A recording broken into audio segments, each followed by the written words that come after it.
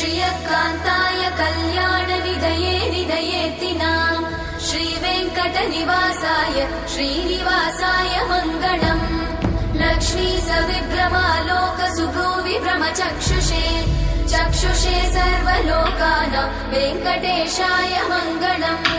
श्रीवेङ्कटाद्रिशृङ्गाग्रमङ्गलाभरणाङ्गये मङ्गलानां निवासाय श्रीनिवासाय मङ्गलम् सर्वावयव सौन्दर्य सम्पदा सर्वचेतसां सदा सम्मोहनायास्तु वेङ्कटेशाय मङ्गलम्